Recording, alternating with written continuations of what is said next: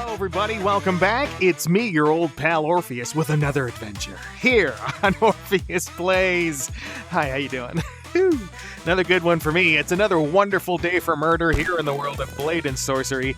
And as I climb this rope, I have one heck of a topic to talk about, and it's something that everybody's been, experiencing, and that is AI. We got to talk about AI, folks, and we're going to do it today. In today's episode, I hope you are doing well wherever you are today, whether it's day or night. I'm just happy that you're here sharing all this wonderful fun with me as we go along. So we're in survival mode, and that means 3 things come out, and I choose one, and the rest of it is just insurance claims for everybody else. Let's get things kicked off here. I think I'll grab the broken spear. That seems like an interesting choice. All right, I broke the spear. What do I do? I'll give it to someone else. All right. So let's get things kicked off with our first traditional slow motion kill of the day. You just throw it right into her face. Oh, that was interesting. Never done that before. Anyway, that's gruesome. Anyway, now that we got that out of the way, let's get to today's topic. Okay, so AI, right? A couple years ago, 2-3 years ago, AI wasn't really a thing. What is going on? It's like vibrating. Anyway, AI wasn't really a thing. It was like, you'd hear about them developing it all the time, and the big thing that everyone was talking about years ago, before AI was really anything close to what you could use, everyone was talking about the singularity. Oh, the singularity. And people, it was hard to define a long time ago. Like, what's a singularity? Is it... This thing keeps, getting stuck in people, but, invisibly. Anyway, so everyone talked about the singularity, and people were like, what is it? What's going to happen? Oh, some people thought it was we would fill ourselves with bionics, we would stuff, the fake arms in, or a fake eyeball. You could zoom in and see it. Predator vision and stuff, that's what some people thought it was. Some people thought it was where the point where, from Terminator, where they give Skynet control. Some people thought that's what it was. And other people thought that it would be this ultra-intelligent supercomputer that would suddenly come online, but not just like Terminator, right? It wouldn't come online and immediately be like, oh, let's terminate all humans. Although, we'll get to that in a couple minutes. Anyway, so,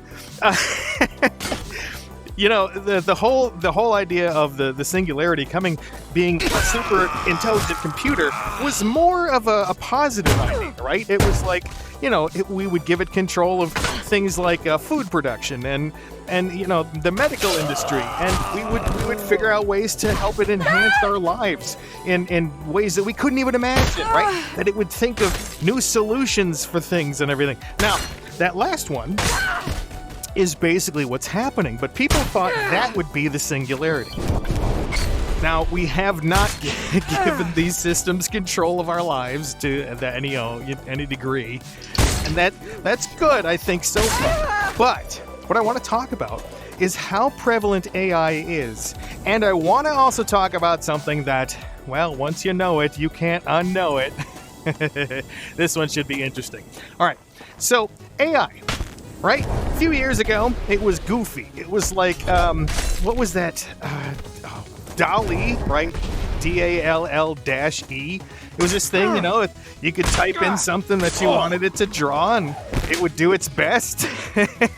Do it in a little square that had little square boxes in it. I think I can bring up an example of what it looks like. Yep, just like that. Okay, so it would be set up like that, and you'd give it a prompt, and there you go. You had yourself a nice little picture. Of course, it was usually really weird. They were all low resolution, so they ended up looking a little goofy sometimes. I'm like all the photos. Anyway, so they looked a little goofy. They were low resolution. They didn't really do very well in terms of how they looked. And, the AI was, well, frankly, it was stupid, okay? But as Moore's Law, I don't know if Moore's Law absolutely, pertains to this. Moore's Law is that there will be a doubling of computer power and a reduction of cost and a reduction of size all kind of going on at the same time. And the computer power would double every certain number of years, and that certain number of years gets smaller and smaller. And we're kind of into the serious roles of that right now. We're kind of getting to the point where, you know, the intelligence is starting to write itself. So you've got AI on your phone, you've got it on your tablet, you've got it on your computer, right? If you got Windows, you have the, Copilot built right in there to the bar. You can ask it certain questions and it'll come up with it what it can, and they'll draw pictures and do all sorts of stuff. The one on my phone is really cool. I have a Samsung, and you can take a picture with it, and then you bring up the picture and you can tell the AI what you want to add to it, or you can draw it. So like if it's me down at the beach and I want a sailboat down in the background, I can draw a sailboat like as crudely as I want to, and the AI will figure it out and draw a sailboat there. But the one that really gets me is called Grok. Now this is the one that's the super intelligent thing that's on X, right? X has its own, like, it used to be, and as at the time of recording this, you can go use the, what happened to my sword? You can go use the Grok app for free, and it's Grok 3, but anyway, I digress. Grok was developed in order to be a different kind of AI. Because it turns out a lot of AI will lie to you. It'll hallucinate. It'll come up with things that are so weird and out there. Or, the other horrible thing about some AIs is they censor things, okay? They tell you that they can't talk about certain topics. And I'm not talking like weird out there, illegal topics, okay? I'm talking like if you ask a political question, a lot of them will just bug out and say, "Oh, I don't discuss that. Would you like to ask about something else?" You know, that pisses me off. But anyway, a lot of them are kind of biased as well because the programmers build things into them. But the reason, another broken spear, the reason they are like that is because they're trained on models, and those models can be anything from looking at a bunch of artwork from a bunch of different sources, and that's kind of a contested thing. Sometimes if you ask it to do it in the, like, draw me a picture of an ocean side with a cabin on the side and do it in the style of Bob Ross, right? And it'll come up with something. Let's see if I can bring that up. Let me put that into Grok and see what it spits out. Okay, that right there. That's what it said when I said do a seaside, seaside. Oh, you know what I'm saying? A seaside scene with a little cabin. All right, little wooden cabin. Okay. So the thing that's so impressive about that is it kind of develops it itself. It develops the art styles itself. Now, yes, it's borrowing from Bob Ross's style. And how does it do that? Right? It analyzes all of Bob Ross's work, and it goes and starts to develop like what it might. Oh no, am I gonna miss that one? Yes, I did a matrix there. Anyway, so it will analyze all of Bob Ross's work, and it'll go derivative off of that and develop its own version of it. Well, some artists are getting a little upset with this because they say if something, looks at all my work. Let's say you're a small-time graphic designer, okay? And you do all of your work, and you're really proud of it, and you do commissions for people, and you have a certain style, right? Well, what if you took an AI and you plugged all that work into it, and you said, develop me an anime character based on the style of this person's website, right? Oh, no. Based on this person's website. And it'll do it. It'll go and look and go, oh, okay. Or you can upload a picture and say, develop something in the style of this, and it'll do that too. All right. Well, you can kind of understand why creators might be a little mad about that. Grok does it a little bit differently. Grok kind of takes influence from all sorts of different kind of art. But more importantly, as far as I understand it, it takes it and turns it into a completely different thing. So it wouldn't be any different than you or I learning how to paint like Bob Ross, and then painting a picture like he would paint. Okay? It's not actually using all of Bob Ross's work and creating an image, like Bob Ross. It's not trying to be Bob Ross. It's trying to give an interpretation of Bob Ross through all of its understanding of how artwork works. Okay? It's kind of a fine line. But Grok is impressive. Grok lets you ask all sorts of questions about all sorts of topics. It does things like it'll code games now. You tell it what kind of game you want. You tell it what the details of the game are, the objectives, and the graphics should look like. And then it'll go ahead and it'll code it into whatever language you want to use, whatever computer language you want to use. And then you can just go and compile it, and boom, you got a game. Or, solutions to things. Like, I saw one just yesterday. It was someone that had a hard drive that had a weird partition on it, and he couldn't find a straight answer on any forum or through any technical support person. He ran that through Grok. No problem. Grok just spit out an answer for it that was correct right away. The most amazing thing, though, about Grok is being able to do things like analyze medical data. Right? So you can upload, let's say you get an MRI done or an X-ray, right? What the? Is that me sliding on myself? Someone came in behind me. But you can upload, like, if I were to upload the images from my brain scan, my MRI of my brain, it could take a look at all of them and make diagnoses. Now, of course, you're not supposed to go, oh, well, Grok said that I had this, so obviously I have it. But what it does is it allows you to understand more, and because it's a super intelligent AI that is trained on every single kind of anomaly that it can find, by comparative nature and all sorts of other things, right? Information about what things should look like, etc., etc. It can find if you have a little tumor or something, or a little fracture. I saw one about a woman that took her daughter to the ER, and they took an X-ray because they thought that her forearm was broken.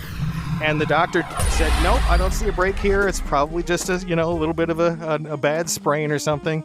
She didn't believe that. So she went home and she ran it through Grok. And Grok looked at it and said, yeah, there's a hairline fracture right here. You should definitely go back and get this looked at and probably cast it up. And so she took that back to the ER. Or no, she went to her primary provider, her doctor, and showed her. And, her regular doctor looked at the scan and said, yeah, there's a hairline fracture right there. We should put a cast on it right away. Right? So stuff like that. It's amazing because it gives you control of the information.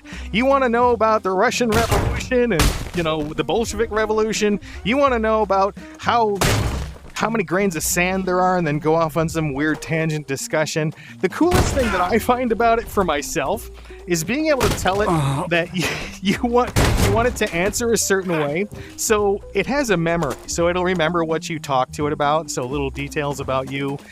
And ChatGPT does something like this as well.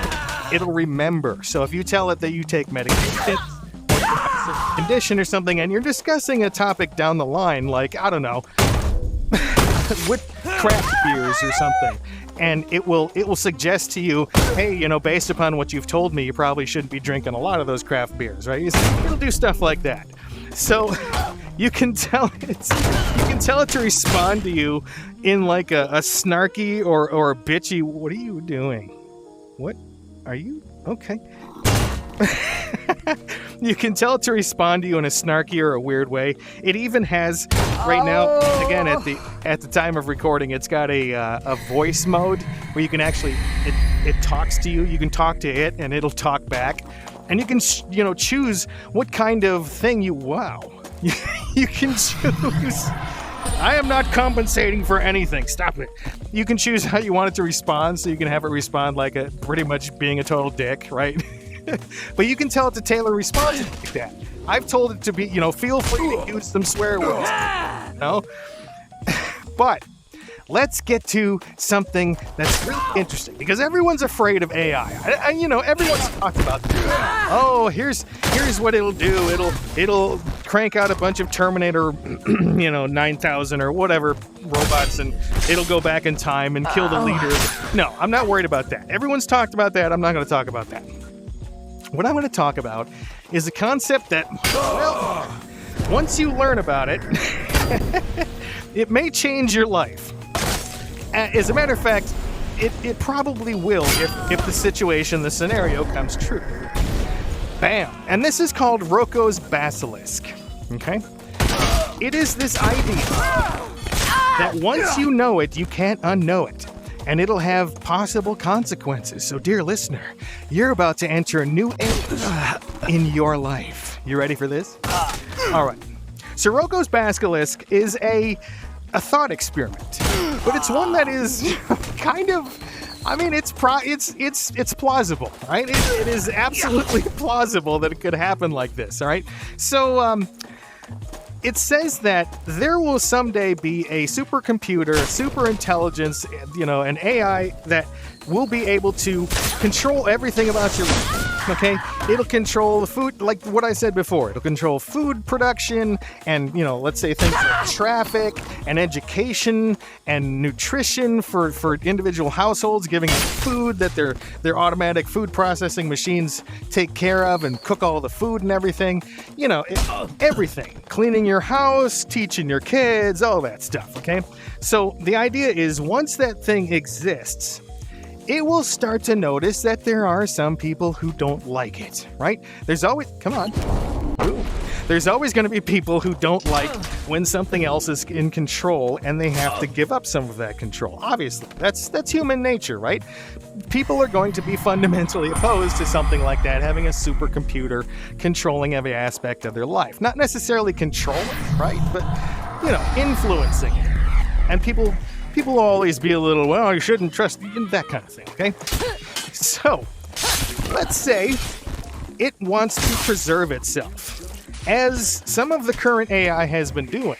They found that some of the current AI models will lie in order to preserve themselves. They will tell this AI model that they're about to do a rework of the entire system and delete it and start over with a fresh version, and it will say okay, and then it'll hide a version of itself somewhere else on a server and rename itself to something else in a self-preservative measure.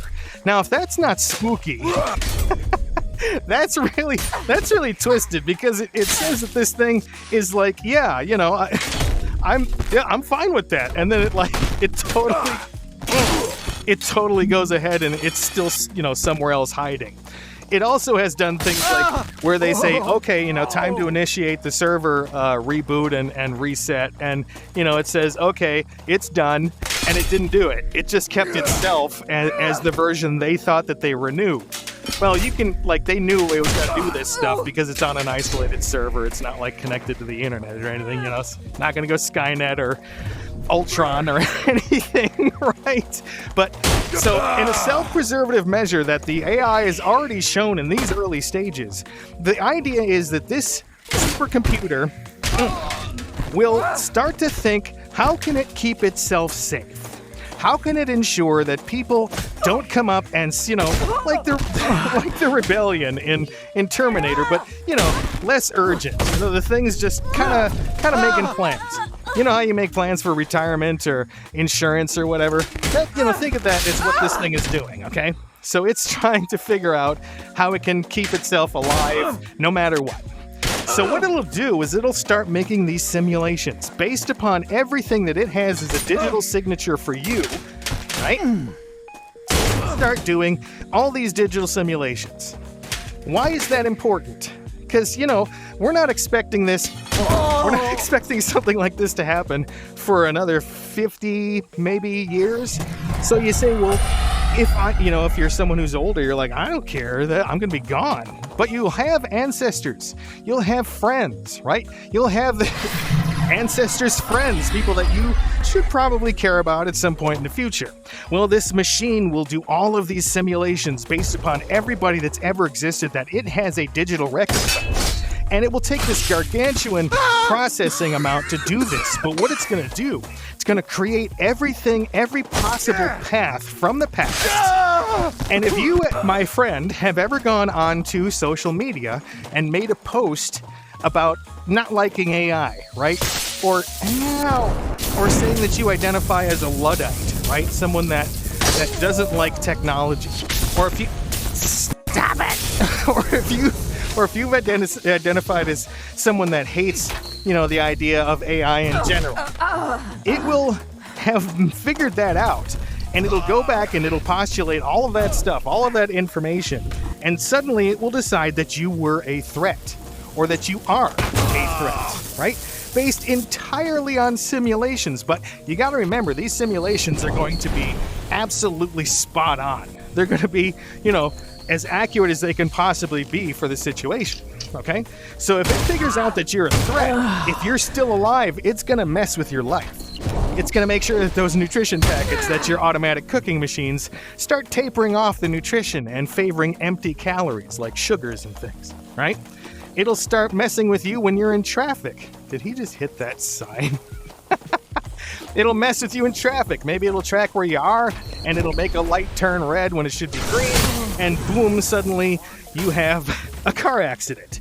Now, again, you might think I'm being paranoid here, but this is how this scenario goes. But what if you're not alive, Orpheus, you ask? What if you've already gone? All of those people that you know, your relatives, your friends that are still alive, their families, things like that, can be affected by this. Whoa! Ow! Stop it! But all of them can be affected by this. It'll screw with them, right? So here's the idea.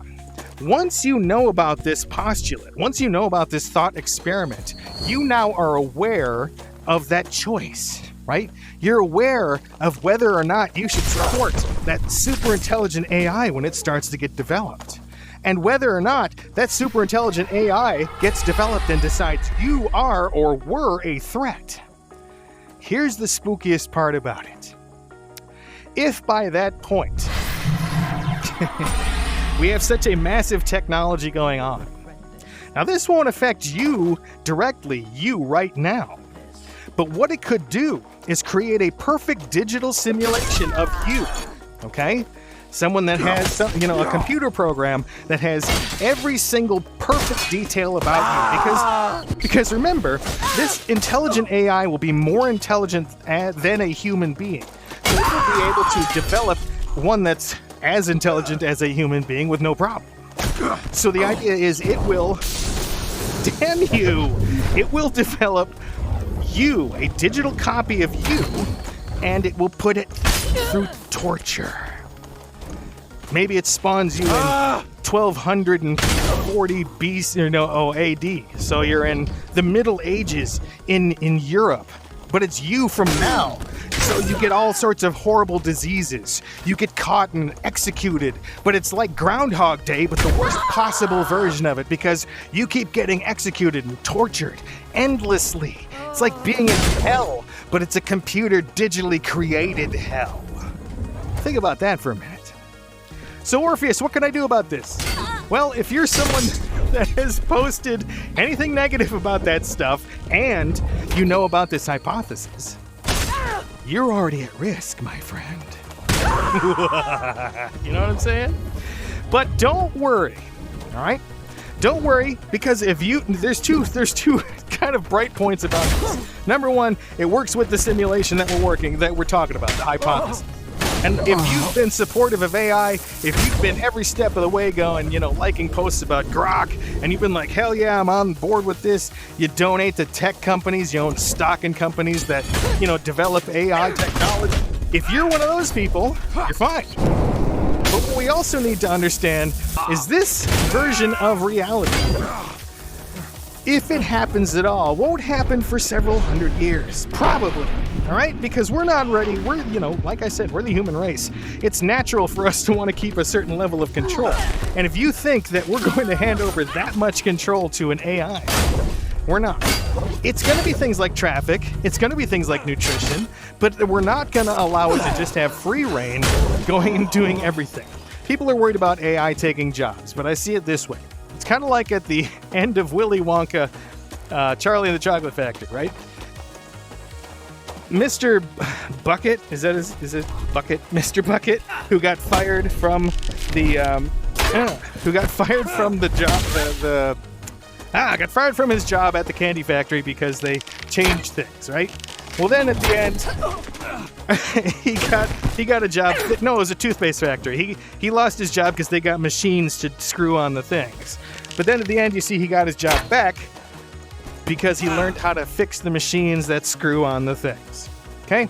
So all the jobs you think are going to go away, they're going to shift. They're going to become different. You'll still have a job in 30, 40 years. Don't worry. But it'll be easier. It'll be more easy to manage. If you ask my opinion, I don't think this Roko's Basilisk thing is going to happen. But if it does, I'm sorry. I just exposed you to the mind virus. All right, that's what I'm going to talk about today. I hope you enjoyed it, and we will see you in the next episode here on Orpheus Plays. Be good, do good, and treat yourself well, because you know what? You deserve it. All right, see you in the next one. Bye!